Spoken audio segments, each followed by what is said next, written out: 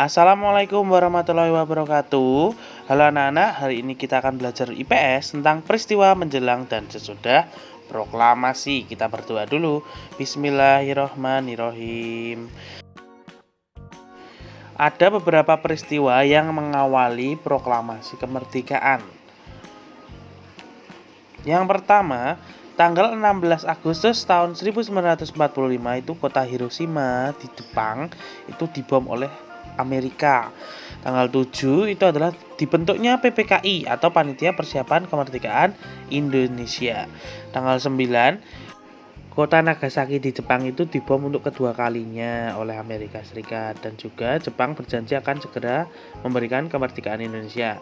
Kemudian tanggal 10 itu mendengar kekalahan dari Jepang, dan tanggal 15 itu Jepang menyerah tanpa syarat kepada sekutu. Nah, setelah mendengar berita Jepang menyerah kepada sekutu, bangsa Indonesia mempersiapkan dirinya untuk merdeka dan terjadi beberapa perundingan-perundingan. Walaupun demikian, para tokoh pemuda dan golongan tua sering terjadi perbedaan pendapat. Akibatnya, terjadilah peristiwa Rengas Dengklok. Nah, pada tanggal 16 Agustus pukul 4, Bung Hatta, Bung Karno beserta Ibu Fatmawati dan Guntur Soekarno Putra itu diculik di bawah pemuda ke Rengas Dengklok agar tidak terpengaruh oleh Jepang dan mendesak golongan tua untuk segera memproklamirkan kemerdekaan Indonesia. Setelah melalui perdebatan dan ditengahi Ahmad Subarjo menjelang malam hari, Bung Karno dan Bung Hatta akhirnya kembali ke Jakarta. Rombongan Soekarno dan Hatta itu sampai di Jakarta pukul 11 malam.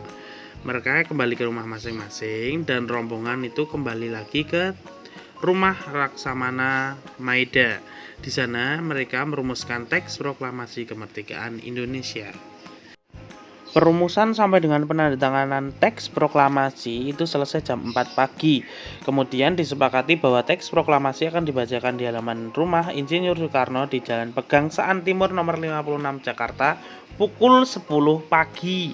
Di situ ada gambar Sayuti Melik sedang mengetik teks proklamasi. Peristiwa setelah pembacaan teks proklamasi yang pertama adalah penyebaran berita proklamasi kemerdekaan 17 Agustus 1945. Yang pertama, para pemuda menyebarkan berita proklamasi itu melalui berbagai cara, antara lain di pamflet, mengadakan pertemuan, dan menulis pada tembok-tembok. Kemudian, wartawan kantor berita Domei itu berhasil menyelundupkan teks proklamasi dan diterima oleh kepala bagiannya. Kemudian, untuk segera disiarkan ke radio tersebut. Selanjutnya, berita proklamasi kemerdekaan itu juga disebarkan melalui surat kabar, yaitu Harian Suara Asia di Surabaya. Itulah koran pertama yang menyiarkan berita proklamasi. Terus pihak pemerintah Republik Indonesia juga menugaskan kepada gubernur yang telah dilantik untuk menyebarluaskan berita proklamasi kemerdekaan Indonesia. Sambutan rakyat di berbagai daerah terhadap proklamasi. Terjadi peristiwa penting yang menunjukkan dukungan rakyat secara spontan terhadap proklamasi kemerdekaan Indonesia. Yang pertama, ada rapat raksasa di lapangan Ikada atau Ikatan Atletik Jakarta pada tanggal 19 September. Selanjutnya, usaha menegakkan kedaulatan juga terjadi di berbagai daerah dengan adanya tindakan heroik di berbagai kota, antara lain Yogyakarta, Semarang, Surabaya, Aceh, Bali, dan lain sebagainya. Makna peristiwa proklamasi: yang pertama, sebagai puncak perjuangan bangsa Indonesia. Yang kedua, pengakuan kepada dunia luar. Yang ketiga, menaikkan martabat bangsa. Yang keempat, perjuangan sebagai negara baru. Yang kelima, sebagai tonggak perjuangan bangsa Indonesia.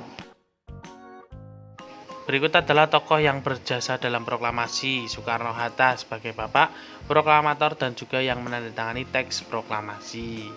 Yang kedua ada Ahmad Subarjo sebagai penengah pendapat dalam penyusunan teks proklamasi. Selanjutnya ada Laksamana Tadashi Maeda, itu adalah seorang perwira Jepang yang meminjamkan rumahnya untuk perumusan teks proklamasi. Terus ada Ibu Fatmawati yang menjahit bendera pusaka, dan Soekarni sebagai orang yang mengusulkan bahwa Soekarno dan Hatta yang menandatangani teks proklamasi. Sayuti Melik sebagai pengetik teks proklamasi dan Latif Indraningrat itu sebagai salah satu pengibar bendera pusaka dan juga pernah menjadi pasukan peta.